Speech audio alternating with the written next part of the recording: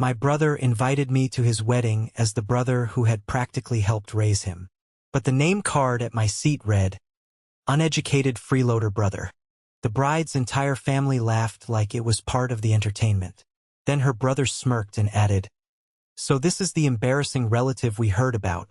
I was ready to swallow it and walk out quietly, until my brother grabbed my arm, looked straight at his future father-in-law and said, "What you did to my brother tonight will be the most expensive insult of your life. Thank you for being here. Please comment the letter Y, so I know you are ready and listen to me tell the whole story." The rehearsal dinner was held in a private dining room at a high-end restaurant downtown, the kind of place with valet parking, crystal chandeliers, and waiters wearing better suits than I had ever owned in my life. I walked in feeling a little out of place, adjusting my collar, just happy to be there for Carter. He is my younger brother. He is the kid I taught how to throw a baseball, the kid I stayed up with when he had a fever, the man I was so incredibly proud of. This night was supposed to be a celebration of his future. I found the table assigned to the immediate family. I walked over, offering a polite nod to David, the bride's father, who was holding a glass of scotch and holding court with some business partners. He barely registered my existence, offering a tight, dismissive smile before turning away. I was used to that. I looked down at the table to find my seat. The heavy, cream-colored cardstock was folded neatly above my dinner plate, written in elegant gold calligraphy. I leaned in to read my name. It did not say Elijah. It said, "Uneducated freeloader brother." For a second, my brain completely stopped working. The letters blurred together. I thought my eyes were playing tricks on me in the dim, romantic lighting of the restaurant. I blinked hard, but the ink stayed exactly the same. Uneducated, freeloader, brother. A sharp, cruel chuckle broke my silence. I looked up. Sitting directly across from me was Julian, the bride's older brother. He was leaning back in his velvet chair, swirling a glass of red wine, a smug grin plastered across his face. He nudged his mother, Sarah, who covered her mouth, her shoulders shaking with silent laughter. Julian set his glass down. "So this is the embarrassing relative we heard about," he said, his voice carrying just enough for the surrounding tables to hear. "I guess they really will let anyone into these places nowadays." The blood rushed to my ears. My jaw clenched so tight my teeth ached. A thick, suffocating heat climbed up my neck. I looked around the table. David was watching me with a cold, calculating gaze, completely unbothered by his son's behavior. The bride, Chloe, looked down at her lap, her face pale, completely paralyzed by her family's cruelty. Every instinct in my body screamed at me to flip the table, to grab Julian by his expensive silk tie and show him exactly what an uneducated man with calloused hands could do. But I looked at Carter, my little brother. He looked absolutely devastated. His face went entirely white, his eyes darting from the card to me, then to his future in-laws. I did what I had always done my entire life. I swallowed my pride. I took a step back, ready to turn around and walk out the door. I was not going to ruin my brother's wedding weekend over a piece of paper. But before I could even pivot my heel, Carter's hand clamped down on my forearm like a vice. His grip was shaking, not from fear, but from an anger so deep it terrified me. He did not look at Julian. He looked directly at David, the patriarch, the man who had clearly approved of this humiliation. "What you did to my brother tonight," Carter said, his voice dropping an octave, completely devoid of his usual warmth, "will be the most expensive insult of your life." But before I tell you what Carter did next, and how that one sentence brought an entire empire crashing down, you need to understand exactly why a 33-year-old man with dirt permanently stained under his fingernails was standing in a room full of millionaires, willing to let them treat him like garbage. 2 hours before that dinner, I was standing in the bathroom of my hotel room, struggling with a tie.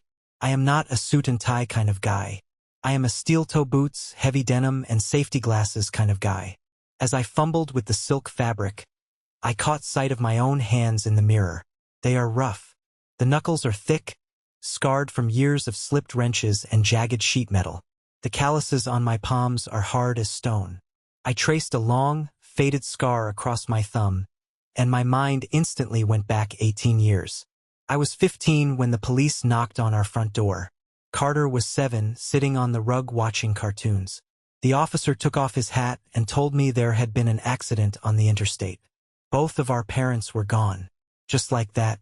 The funeral was a blur of cheap black clothes and pitying looks from neighbors who brought casseroles but offered no real help. We had nothing. My parents were good people, but they lived paycheck to paycheck. There was no massive inheritance waiting for us. There was barely enough to cover the burial. Child Protective Services got involved, and the threat of foster care hung over us like a dark cloud.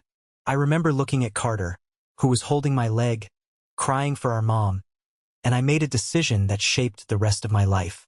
I was a straight-A student. I had dreams. I had a small college fund my dad had started with $10 deposits every month. I took that paperwork, shoved it into a drawer, and never looked at it again. I went down to the local construction yard the day after the funeral. I lied about my age.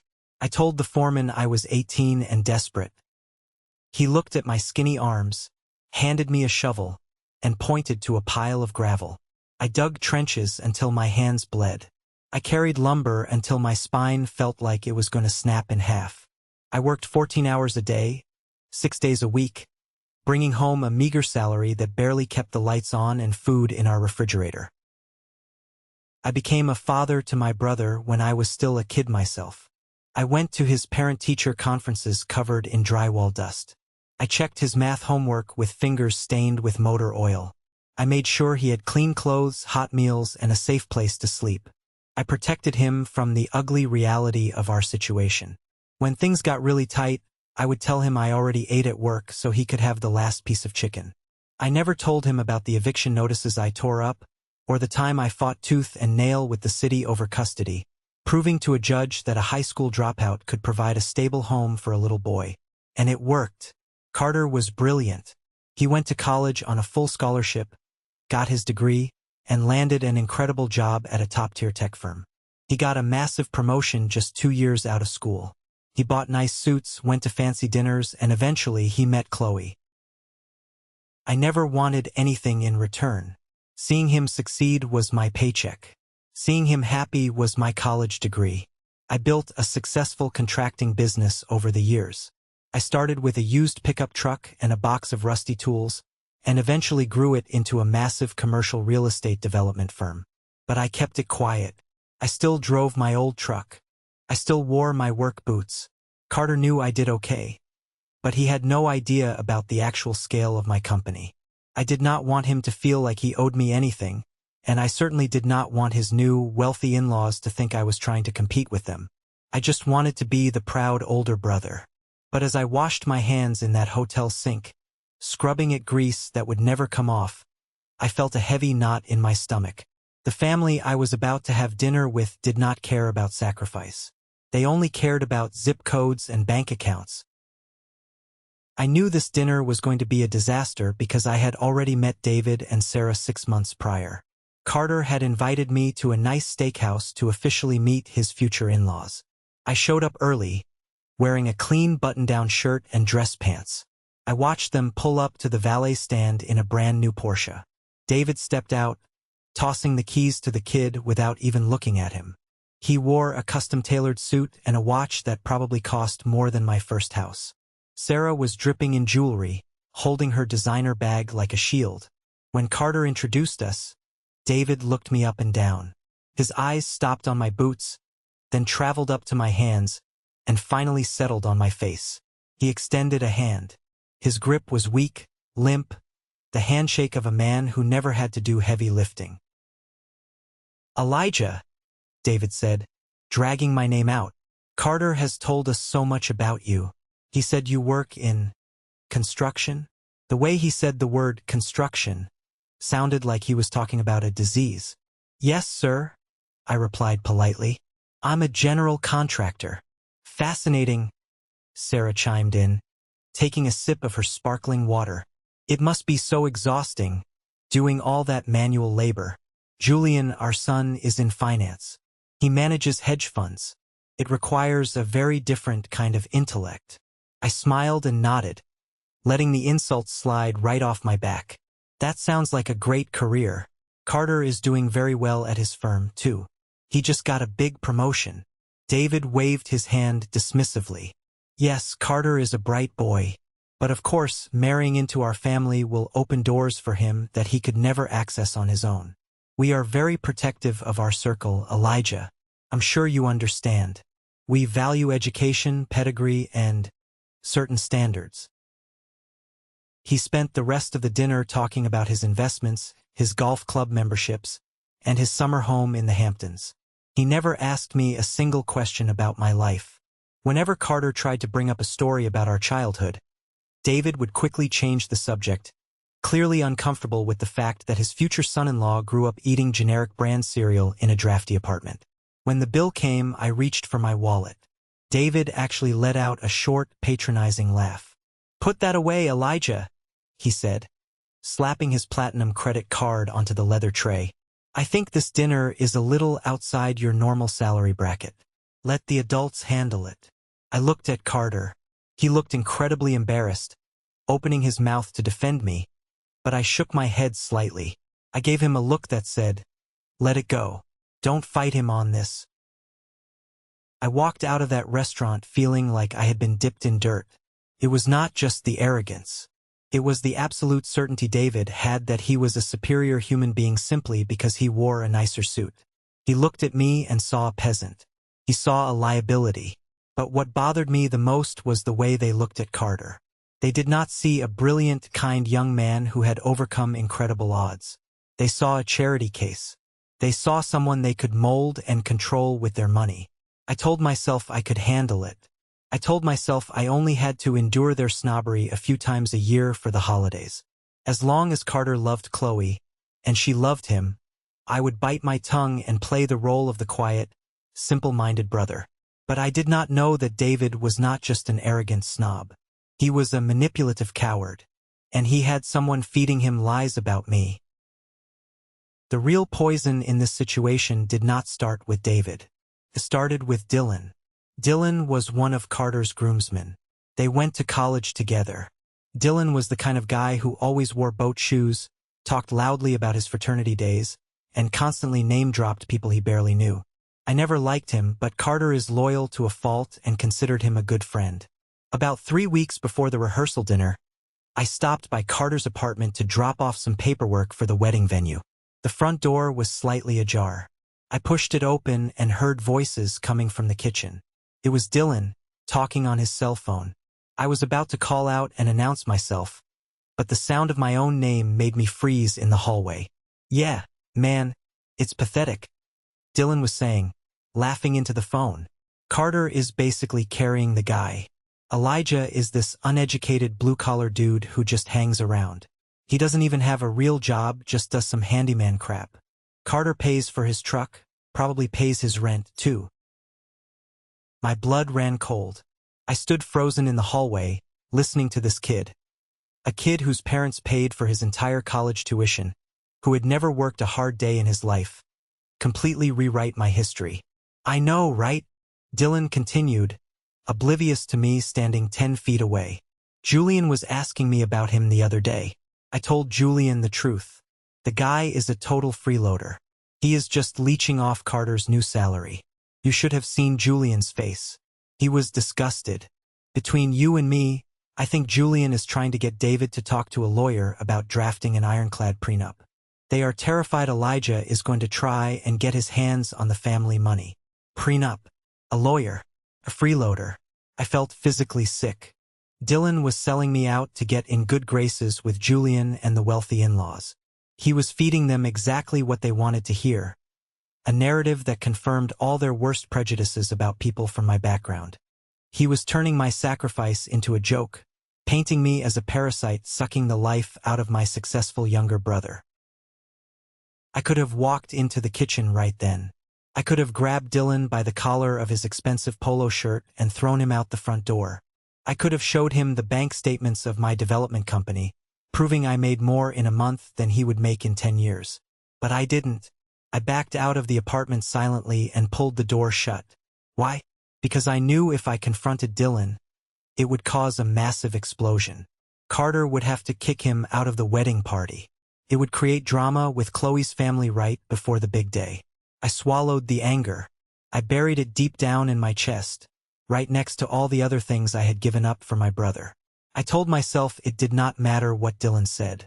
It did not matter what Julian or David thought. They could think I was a broke loser. Let them have their superiority complex. As long as the wedding went smoothly, I could endure a few dirty looks.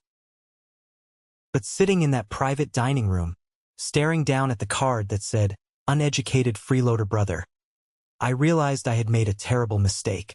Tolerance is a dangerous game. When you let people step on you without consequence, they do not suddenly realize they are being cruel. They just assume you belong under their boot.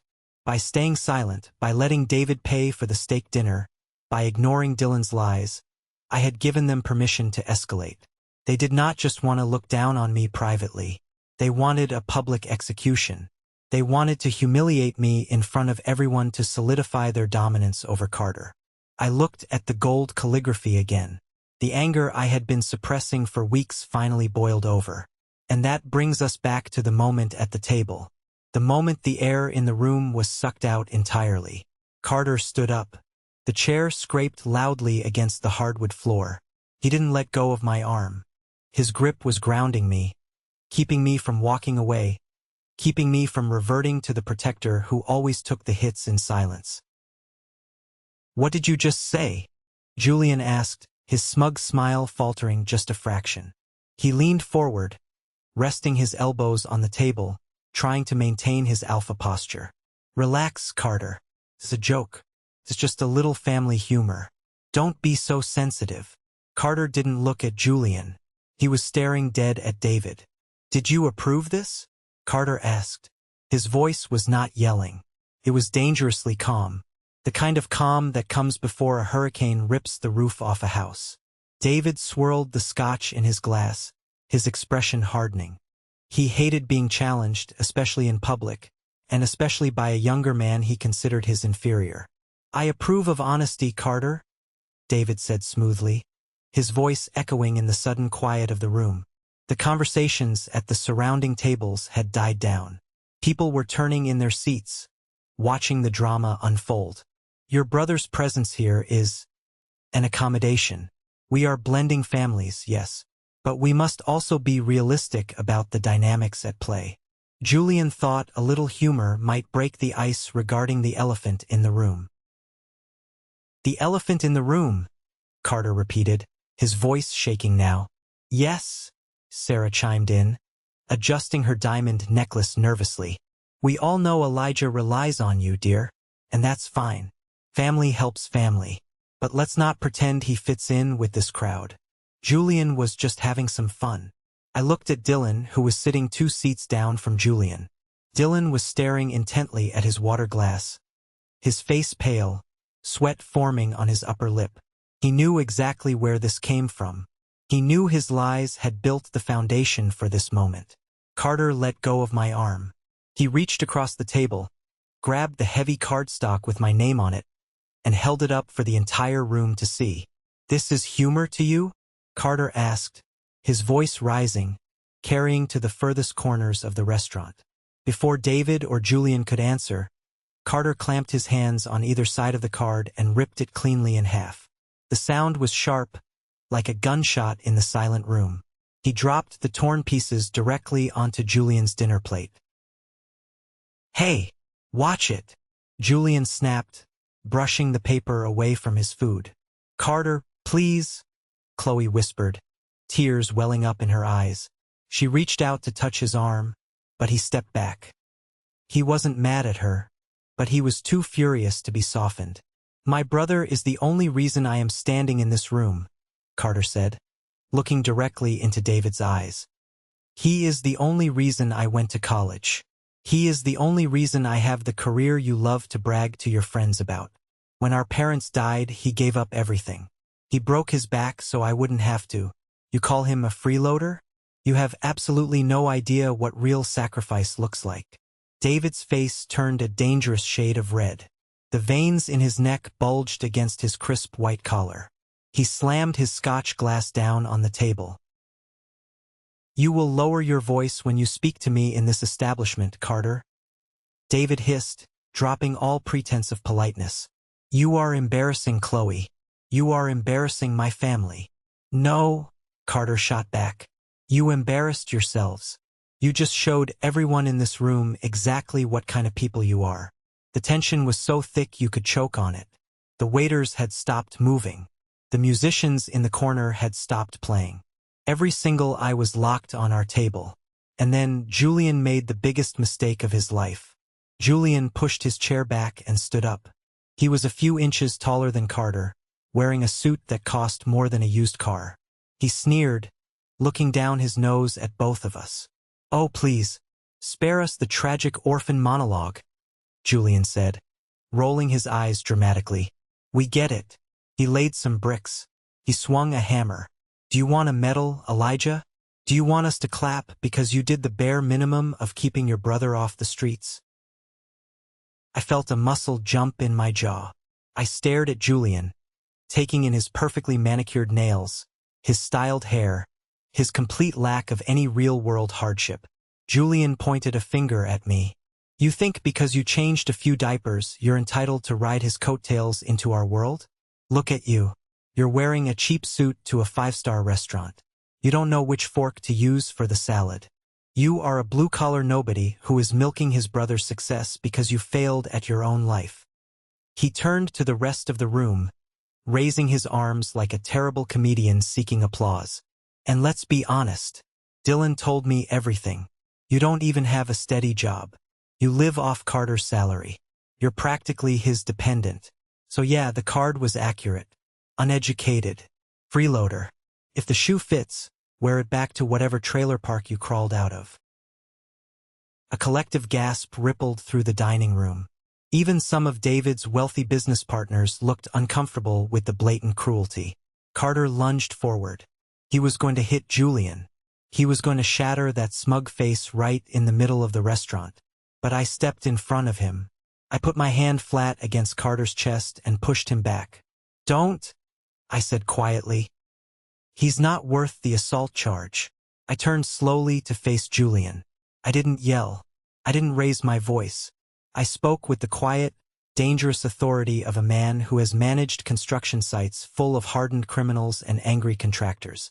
"Julian," I said, my voice cutting through the silence like a razor blade, "the only reason you have that suit on your back is because you were lucky enough to be born into the right hospital room. You haven't earned a single thing in your life. You manage hedge funds? No. You play with daddy's money and pretend it makes you a man." Julian's mouth opened, but no words came out. His face flushed pink. I took a step closer to him. He instinctively took a half step back, suddenly realizing that despite his height, he was standing in front of someone who could break him in half without breaking a sweat. "Dylan lied to you," I continued, glancing over at Dylan, who looked like he wanted the floor to swallow him whole. "But even if it were true, even if I were broke, even if I swept floors for a living, that wouldn't make me less of a man than you. It just means my hands are dirty so someone else's can be clean.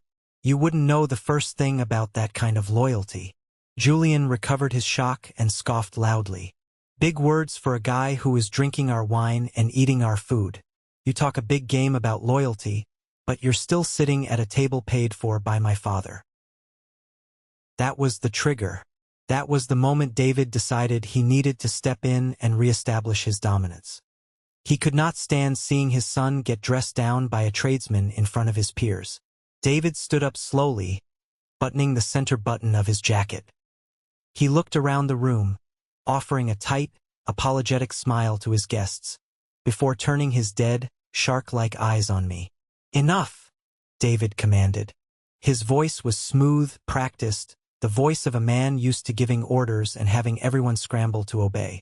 "I will not have my family insulted at my own daughter's rehearsal dinner, especially not by someone of your background." He walked around the table, standing shoulder to shoulder with Julian. "Carter," David said, addressing my brother like a disappointed school principal, I understand you have a misguided sense of loyalty to Elijah. We all have family members we tolerate. But you are entering a different echelon of society now. You need to learn the difference between loyalty and enabling. Enabling? Carter repeated, spitting the word out like poison. Yes, enabling, David said coldly. We have welcomed you, Carter. We have offered you a place at our table. But that invitation does not extend to anyone you choose to drag along. Your brother is disruptive. He is aggressive.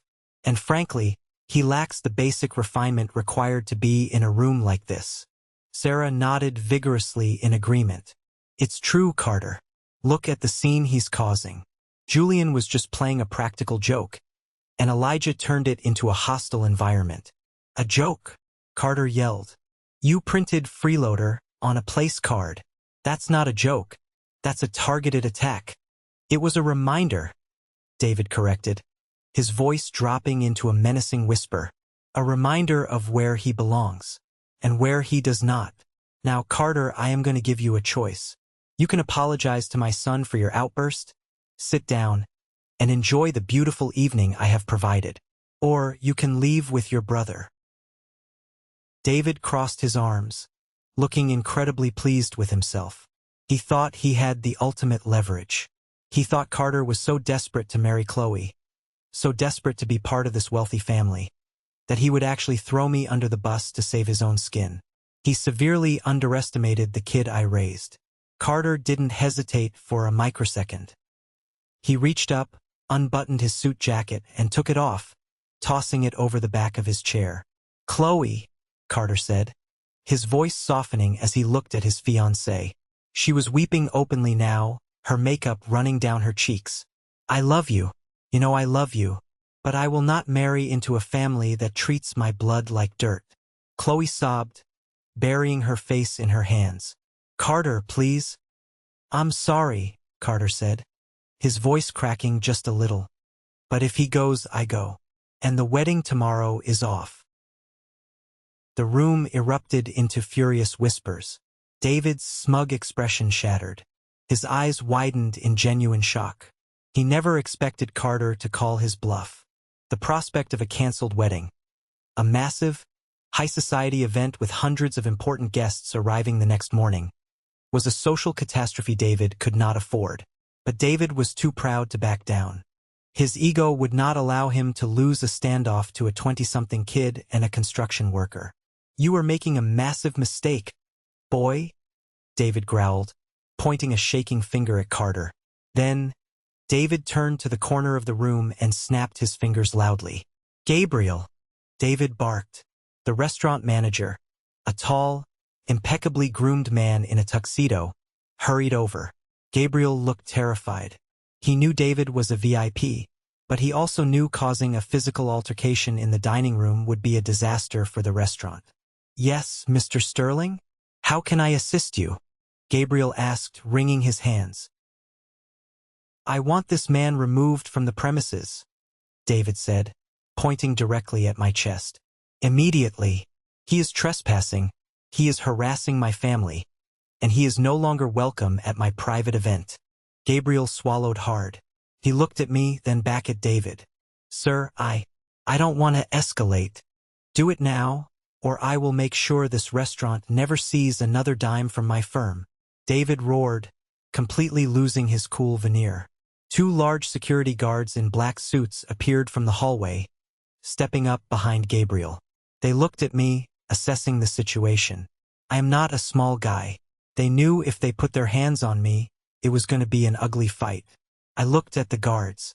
I looked at Gabriel. Then I looked back at David. Nobody needs to touch me, I said calmly, adjusting my cuffs. I am perfectly capable of walking out the door. I turned to Carter. I placed a hand on his shoulder. Carter, listen to me. Don't do this. Do not cancel your wedding over me.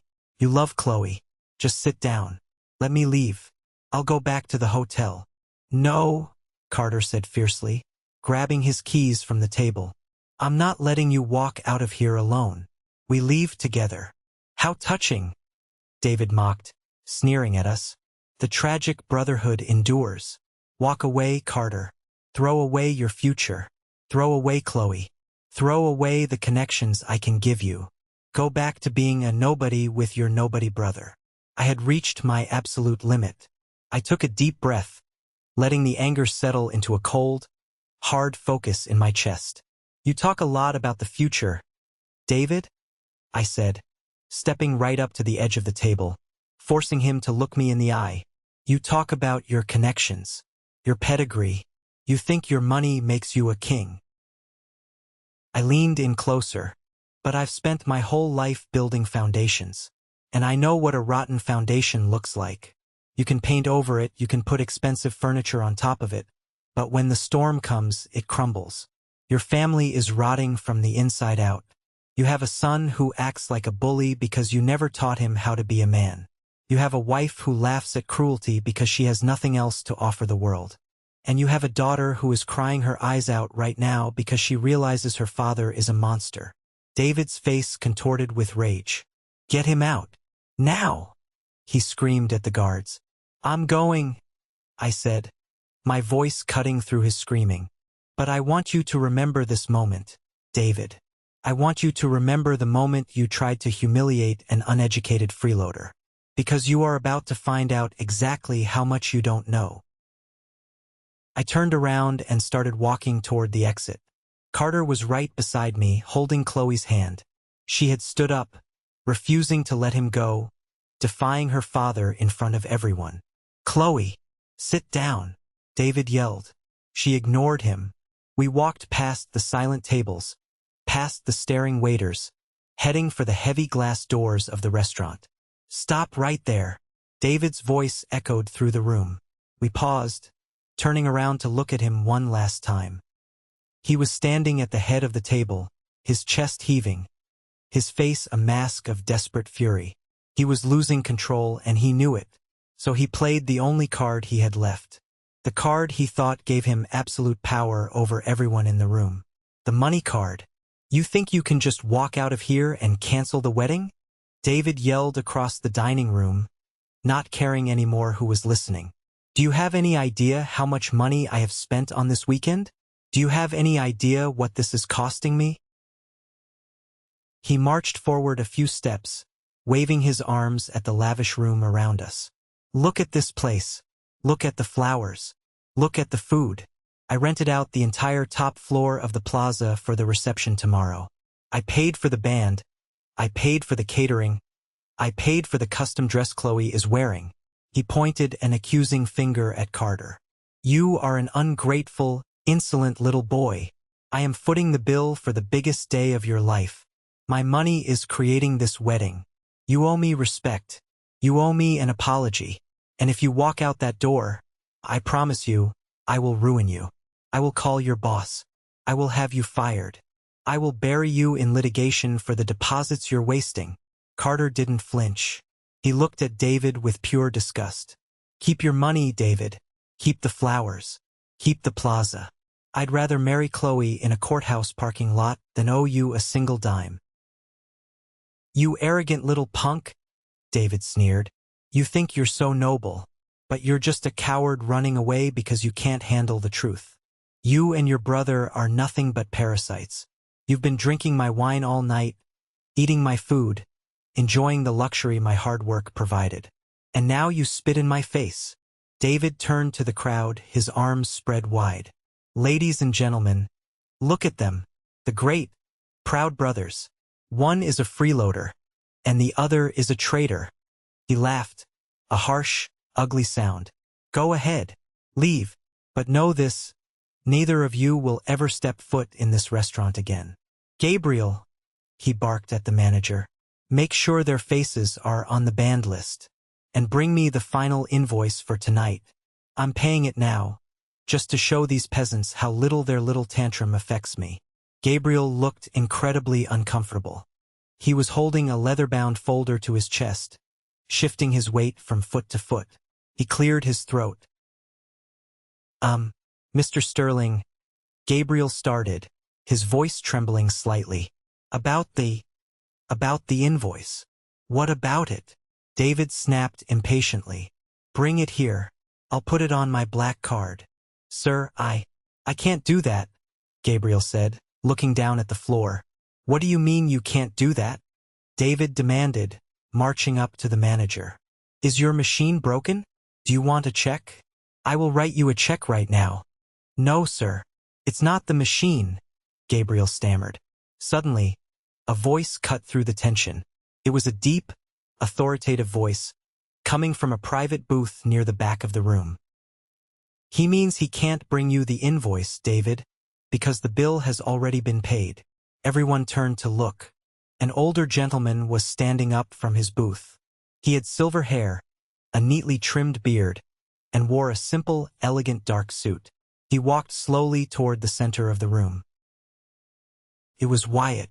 Wyatt was a billionaire. He owned the restaurant group that managed this venue, along with dozens of other high-end properties across the country. David had spent the first hour of the evening bragging to his friends about how he had managed to get a table near Wyatt, hoping to network with the legend himself. David's entire demeanor changed instantly. He went from a raging tyrant to a fawning subordinate in a split second. He smoothed his tie and forced a wide, fake smile.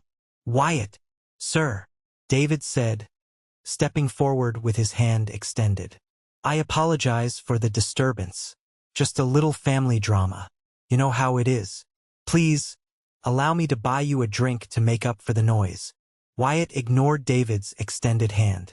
He walked right past him, not even making eye contact. Wyatt walked directly toward me. And then, in front of the entire silent dining room, the billionaire owner of the restaurant stopped in front of me. The man in the cheap suit and the calloused hands. Wyatt bowed his head slightly. Good evening, Elijah, Wyatt said, his voice ringing with absolute respect. I see you're having some trouble. Would you like me to handle this? The silence that followed was absolute. It was the kind of silence that feels heavy, pressing against your eardrums. You could have heard a pin drop on the thick carpet. David was frozen with his hand still extended in midair. His mouth was slightly open. His brain was visibly short-circuiting, trying to process what he had just seen. Why was Wyatt, one of the wealthiest, most powerful men in the city, speaking to me with such profound respect? Julian dropped his wine glass. It shattered on the floor, spilling red wine across the white tablecloth like blood. But no one even looked down. Sarah gasped, clutching her pearls. Wyatt, I don't understand, David stammered, his confident voice cracking. He looked from Wyatt to me, panic starting to bleed into his eyes. You know this man? Wyatt turned slowly to look at David. The billionaire's eyes were cold, filled with a quiet disdain that was 1,000 times more intimidating than David's screaming. Know him? Wyatt asked, raising a silver eyebrow. David, Elijah is the lead contractor and chief developer for my entire West Coast operations. His firm built this very restaurant we are standing in. He is one of my most trusted business partners. And more importantly, he is a friend. The words hit David like physical blows. He staggered back a step, literally holding onto the back of a chair for support. Developer, David choked out. Partner? No, that's impossible. He's a freeloader. He lives off Carter. He doesn't even have a degree. Wyatt let out a dry, humorless chuckle. A degree?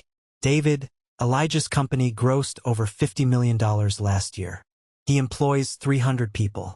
I don't give a damn about a piece of paper on a wall when a man can build skyscrapers with his bare hands and absolute integrity. I looked at Carter. My little brother was staring at me, his eyes wide as saucers. I had kept the scale of my business a secret from him for years. He knew I was doing well, but $50 million? Partner to Wyatt? Carter looked like he was seeing me for the first time. Dylan, standing near the shattered wine glass, looked like he was about to pass out. The lies he had spun to Julian were unraveling spectacularly, wrapping around his own neck like a noose. But the bill, David stammered desperately, clinging to the last shred of power he thought he had. Gabriel, tell him, I paid for this dinner. I gave you my card. Gabriel, emboldened by his boss's presence, finally spoke up, his voice steady now. "Mr. Sterling," Gabriel said, looking David right in the eye, "your credit card was declined 3 hours ago." A collective gasp went up from the surrounding tables. David's business partners started muttering among themselves. The facade was cracking. "Declined!" David shrieked, his face turning ghostly white. "That's impossible. It's a black card. There must be an error with your system. Call the bank." "We did call the bank, sir," Gabriel replied flatly. "Your accounts have been frozen. And quite frankly, we were going to ask you to leave before the entrees were served." David looked like he had been struck by lightning. He was shaking, looking around wildly as his entire world, his entire identity built on wealth and status, began to evaporate in front of an audience. Then who paid?" David whispered, his voice barely audible. "If the card declined, who paid for the dinner?" Wyatt looked at me. He nodded slightly, giving me the floor. It was time. I reached into the inside pocket of my suit jacket. I pulled out a folded piece of paper, the receipt Gabriel had quietly handed me when I walked in earlier that evening. I unfolded it slowly, the sound of the crisp paper echoing in the dead silent room. I walked over and placed the receipt directly on top of the torn pieces of the Freeloader place card. "I paid for it, David," I said, my voice echoing off the walls. David stared down at the paper. His eyes tracked the itemized list down to the massive total at the bottom, and finally to the signature line. It was my name, paid in full. "You?" David breathed, looking up at me with sheer terror. "But why?" "Because unlike you, I actually care about my family," I said, stepping closer, looming over him. "I knew your company filed for Chapter 11 bankruptcy 3 months ago, David. My firm bought out 2 of your defaulted commercial leases." The whispers in the room turned into loud murmurs. "Bankruptcy?" one of David's partners said aloud, standing up from his table. "David, what the hell is he talking about?" I didn't stop. I let all the truth out. "I knew you were drowning in debt," I continued, my voice relentless. "I knew the Porsche outside was a rental. I knew the house in the Hamptons was foreclosed on last week. But I didn't say a word. I didn't tell Carter. I didn't tell Chloe." Chloe covered her mouth, sobbing uncontrollably, looking at her father with absolute horror. She had no idea. He had lied to his own daughter to keep up appearances. "I kept your dirty little secret," I said, staring into David's panicked eyes. "When the venue called saying your deposits bounced, I paid them anonymously. When the florist threatened to cancel, I wired them the cash. I spent over $100,000 of my own money in the last month to make sure this wedding happened." I pointed a finger directly at his chest. "I paid for the flowers. I paid for the band. I paid for the dress your daughter is wearing. I paid for the very wine your son is drinking right now while he calls me a freeloader." Julian looked at his empty glass, his face ashen, looking like he was going to vomit. "I did it," I said, my voice dropping to a low, intense growl, "because I wanted my brother to have a perfect day. I didn't want him or Chloe to be embarrassed by your catastrophic failures. I stayed in the shadows. I let you take the credit. I let you sit at the head of the table and pretend you were a king. I picked up the torn half of the place card that read, Freeloader. I flicked it against David's chest. It fluttered to the floor. I let you treat me like garbage because I thought you actually loved your daughter enough to swallow your pride," I said. "But you don't. You only love yourself. You only love the illusion of power. You are a broke, desperate, pathetic man who has to tear down a guy in work boots just to feel tall." David had nothing left. The arrogance, the smugness, the superiority, it was all gone. He looked small. He looked ancient. He opened his mouth to speak, to defend himself, to spin another lie, but the room had already turned against him. The storm hadn't just broken. It had completely washed him away. The entire dining room was completely paralyzed. You could hear the faint hum of the air conditioning. That was it. No one moved. No one spoke. The wealthy business partners, The women in their expensive gowns, the waiters holding trays. Everyone was frozen, staring at David. David's mouth opened and closed like a fish out of water. He looked at the receipt lying on the table, right on top of the torn pieces of the freeloader card. He looked at Wyatt. Then he looked at me. His face had lost all its color, turning a sickly shade of gray. The man who had spent the entire evening commanding the room, belittling my job, and treating me like dirt, was suddenly shaking. "This is a lie," David whispered, though he lacked the breath to make it sound convincing. "This is some kind of trick. You don't have that kind of money. You are a contractor." Wyatt took a step forward, his voice cold and sharp. "He is the owner of the largest commercial development firm in the tri-state area, David. He builds the properties you rent, and he pays the bills you default on. You would know that if you spent less time trying to impress people with leased luxury cars and more time managing your failing portfolio." That was the final nail in the coffin. Wyatt, a man whose reputation was built on absolute integrity and billions of dollars, had just publicly confirmed everything. Carter stood next to me. He had been completely silent since I dropped the receipt on the table. I could see the gears turning in his head. He looked from me to David, his eyes wide with a mixture of shock, realization, and a rapidly growing fury. Carter reached into his pocket and pulled out his phone. His thumb swiped across the screen, pulling up his email. "I knew something was wrong," Carter said, his voice deadly calm. He didn't look at me. He kept his eyes locked on his future father-in-law. "A few days ago, the wedding planner accidentally copied me on an email meant for you, David. It was an urgent notice about the venue deposit. They said if they didn't receive the wire transfer by 5 o'clock, they were canceling the event." David swallowed hard. He looked around the room, realizing that his most important business partners were listening to every single word. "I called the planner," Carter continued, his voice rising slightly. "I asked her what was going on. She sounded confused. She told me the balance had been paid in full just an hour prior by a third-party corporate account. I didn't know who it was. I assumed it was one of your shell companies. I assumed you were just moving money around." Carter turned to look at me. His eyes were red. He finally understood. "It was you," Carter said softly. "You paid the venue. You paid the florist. You paid for everything." I nodded slowly. I didn't want to steal the spotlight. I didn't want him to feel indebted to me. I just wanted to protect him. "I couldn't let him ruin your day, Carter," I said quietly. I knew his real estate investments went completely under. I knew he was broke. I just wanted you and Chloe to be happy. Carter turned back to David. The look on my brother's face was terrifying. It was the look of a man who realized he had been played for a fool by a desperate con artist. "You printed a card calling my brother a freeloader," Carter said, his voice vibrating with absolute rage. He pointed at the torn paper on the table. "You sat there, drinking wine he paid for, eating food he paid for, in a room he secured for you, and you tried to humiliate him in front of your friends to make yourself look powerful." Sarah, the mother of the bride, let out a sharp cry.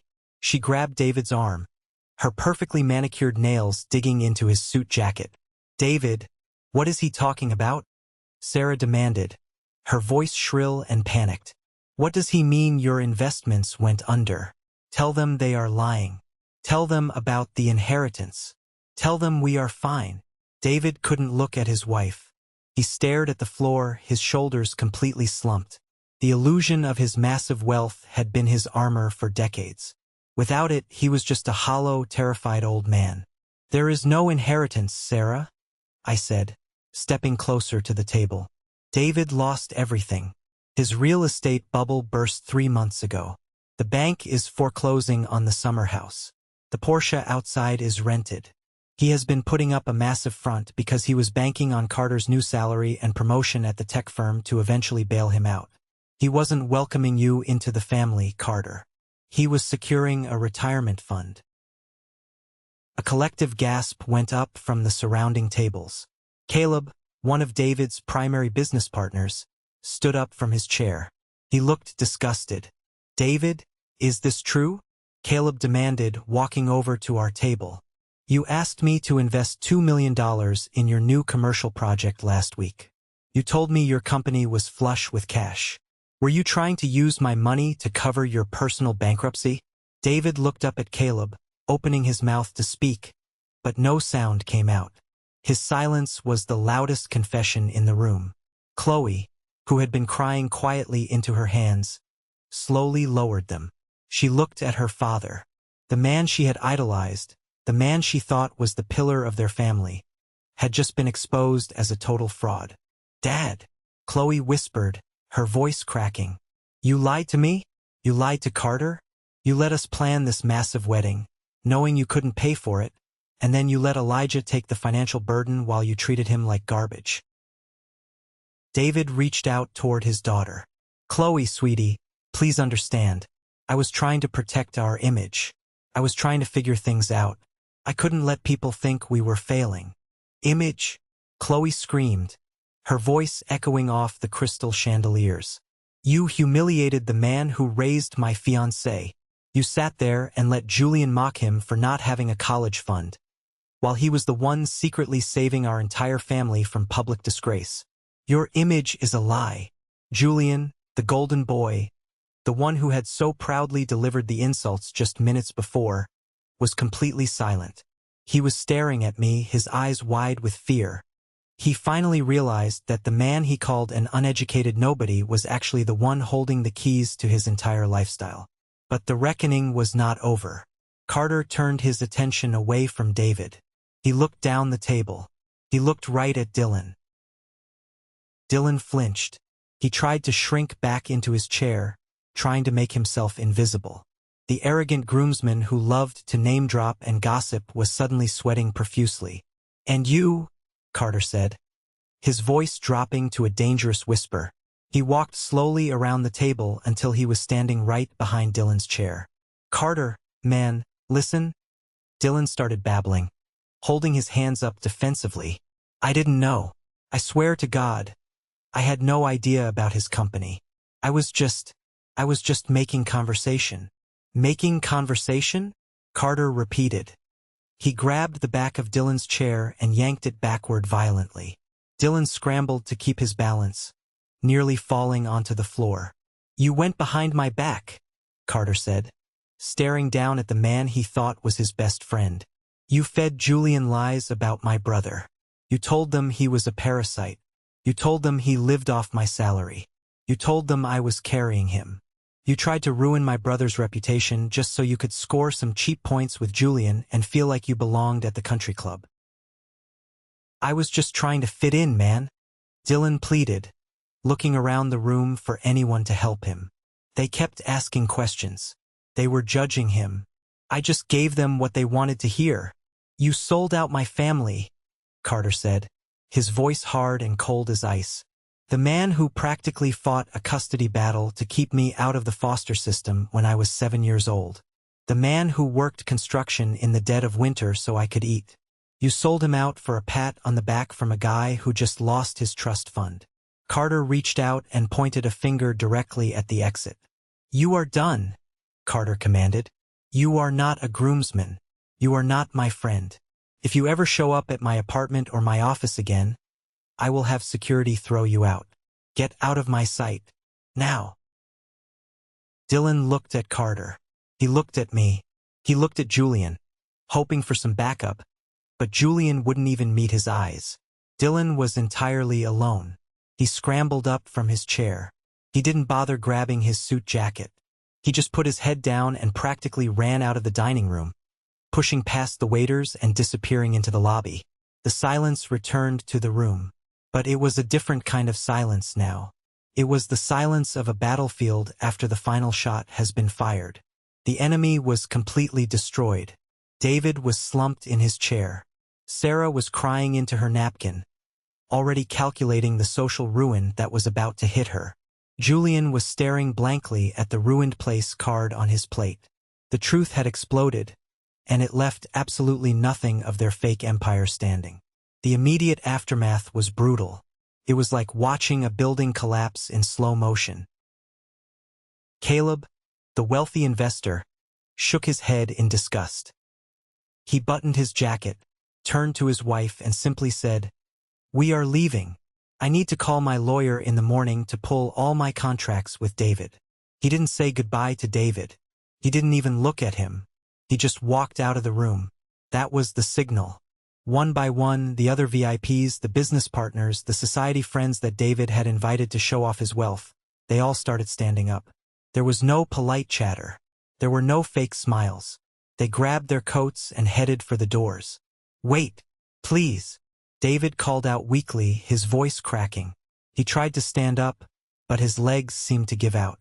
He slumped back into his chair. "Caleb, Mark, please, let me explain. It's just a temporary cash flow issue. I can fix this." Nobody stopped. Nobody listened.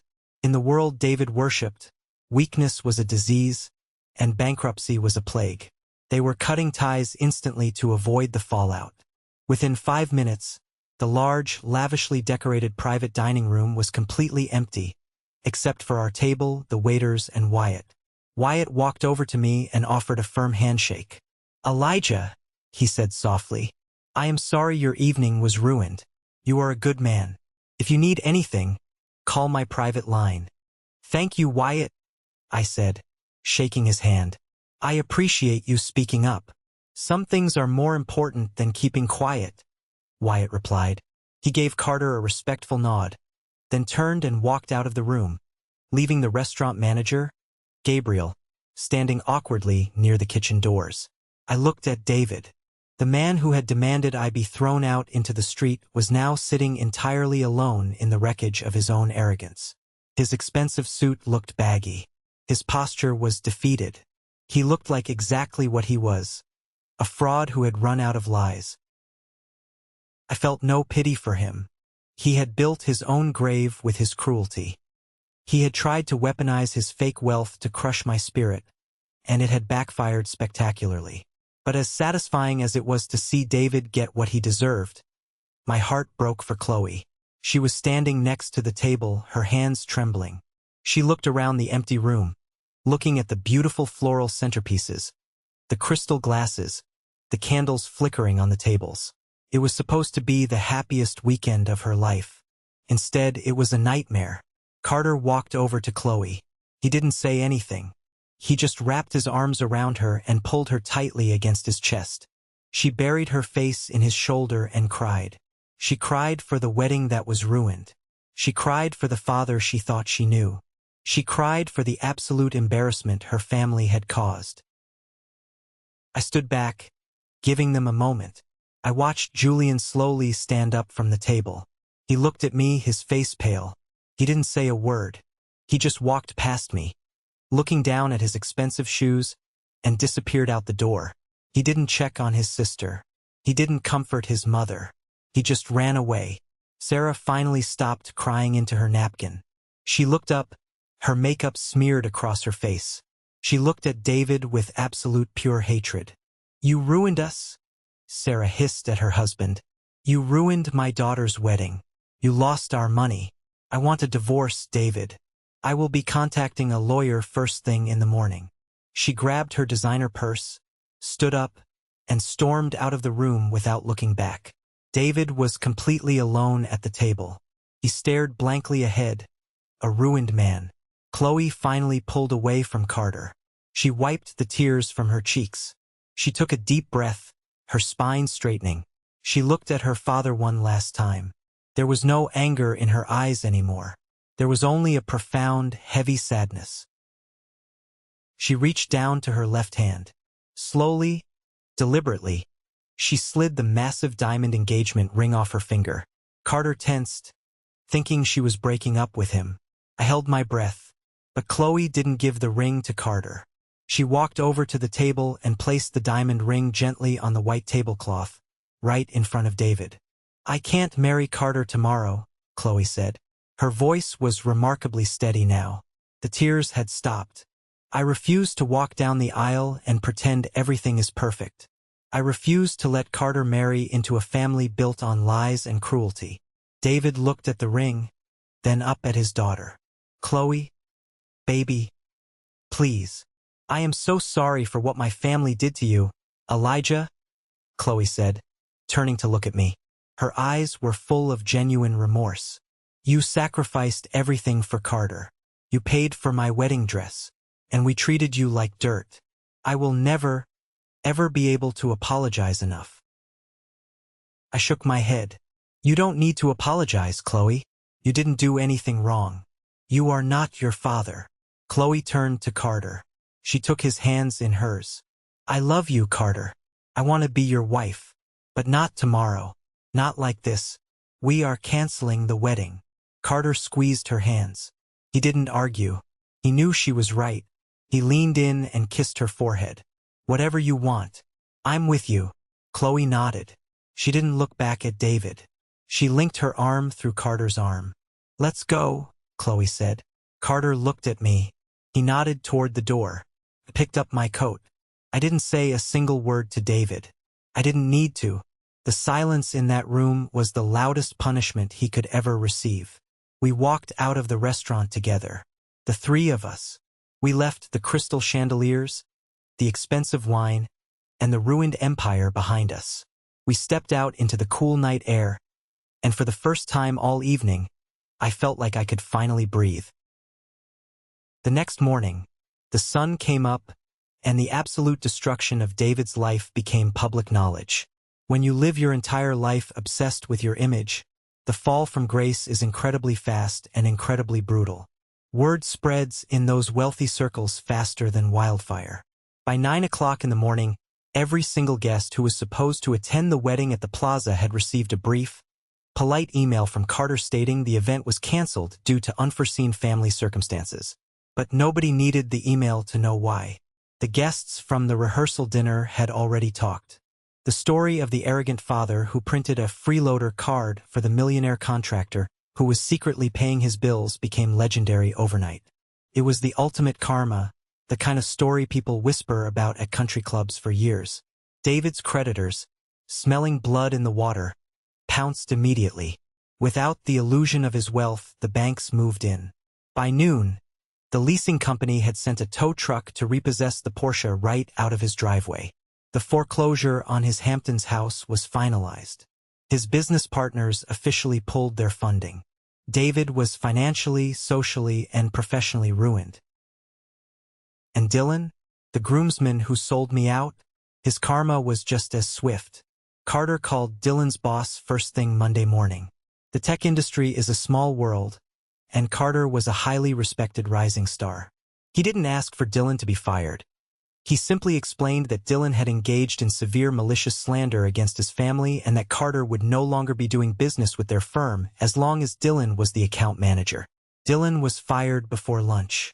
He tried to call Carter dozens of times, leaving desperate voicemails apologizing, begging for his job back.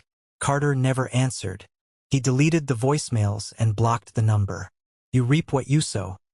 If you build your life on tearing other people down, eventually the ground underneath you collapses.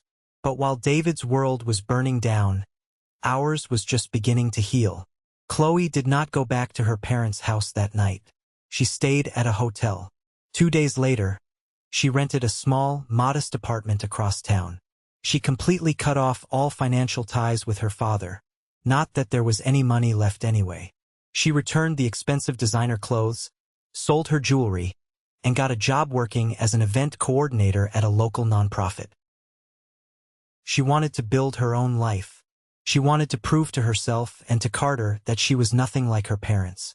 About a week after the canceled wedding, I was standing on the second floor of a new commercial building my crew was framing out. I was wearing my hard hat, covered in sawdust, looking over some blueprints. I heard footsteps on the plywood floor. I turned around and saw Chloe. She was wearing a simple pair of jeans and a t-shirt. She looked nervous, holding 2 cups of coffee. She walked over, dodging the extension cords and power tools. "Hey," Chloe said softly, holding out a cup. "I brought you a black coffee." Carter said, "That's how you like it." "Thank you, Chloe," I said, taking the cup. I took off my hard hat and wiped the sweat from my forehead. She looked around the massive construction site. She looked at the steel beams, the concrete foundation, the men working hard under the hot sun. She looked at my calloused, dirty hands. "I never really understood what you did," Chloe said, her voice full of emotion. "My dad always made it sound like it was something to be ashamed of, but standing here, looking at this, you build things, Elijah. You build things that last. My father just built illusions." She looked up at me, tears forming in her eyes. "I came here to thank you," Chloe said. "Not just for the money you spent on the wedding. I will pay you back every single cent, I promise. But I want to thank you for saving Carter. If you hadn't fought for him when you were a teenager, he wouldn't be the incredible man he is today. And if you hadn't stood up to my father last week, I would have married into a lie. You saved us both." I smiled. I reached out and put my dusty hand on her shoulder. "You don't owe me a dime, Chloe," I said gently. "You are family, and family takes care of each other. That's the only foundation that matters." She hugged me then, right there in the middle of the construction site, surrounded by sawdust and noise. And in that moment, I knew Carter had chosen the right woman. She had lost her fake wealth, but she had found her real character. 6 months later, the weather was perfect. The sun was shining, and a gentle breeze was blowing through the oak trees in my backyard. There was no Plaza Hotel. There were no crystal chandeliers. There were no $500 floral centerpieces. And there were certainly no arrogant billionaires judging the waitstaff. Carter and Chloe got married in the backyard of the home I had built with my own 2 hands. It was a small, intimate ceremony. Just 50 people. True friends. Real family. Matthew, my foreman and best friend who had been with me since the early days of hauling gravel, was there. Wyatt even showed up, wearing a casual suit, laughing and drinking a beer on my patio. Chloe looked absolutely breathtaking in a simple, elegant white dress she bought off the rack. Carter couldn't stop smiling. He looked at her like she was the only person in the entire world. There were no place cards at the tables. Nobody needed a piece of paper to tell them where they belonged. We all sat together, eating barbecue, telling stories, and laughing until our stomachs hurt. David was not there. Sarah was not there. Julian was not there. They were dealing with lawyers, bankruptcy courts, and the bitter reality of their new lives. They were completely erased from our world, and honestly, we didn't miss them for a single second. When it was time for the toasts, Carter stood up. He clinked his glass and looked at the small crowd. Then he looked directly at me. "I am a very lucky man," Carter said, his voice thick with emotion. "I am marrying the love of my life today, but I am only standing here because of the man sitting right there." He pointed his glass at me. "When I was 7 years old, my world ended," Carter said. "But my big brother didn't let me fall. He caught me. He gave up his youth. He gave up his college fund. He broke his back so I could walk across a stage and get my degree. He is the strongest, smartest, and most honorable man I have ever known.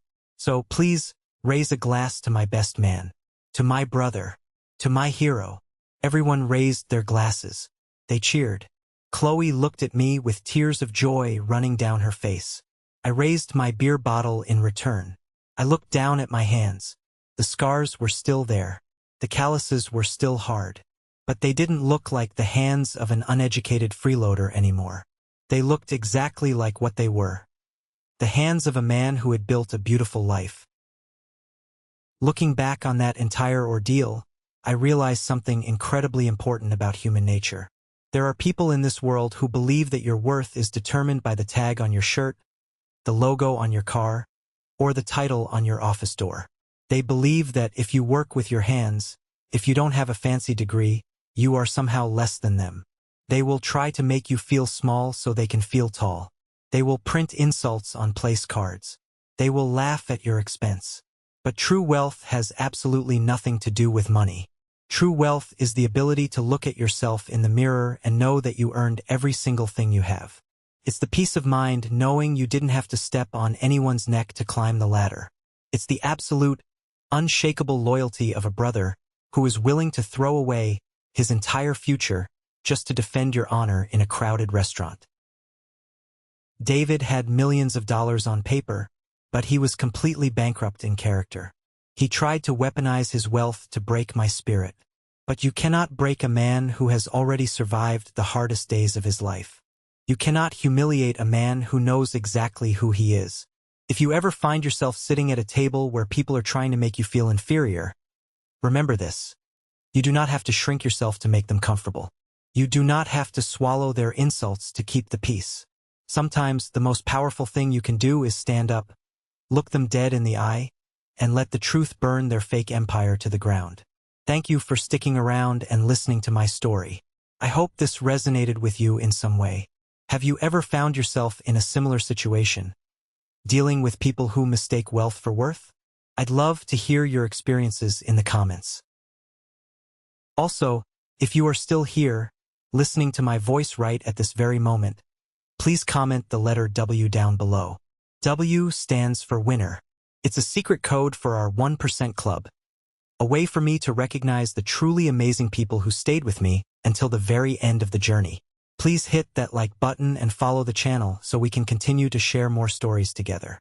Stay strong, know your worth, and I'll see you in the next one.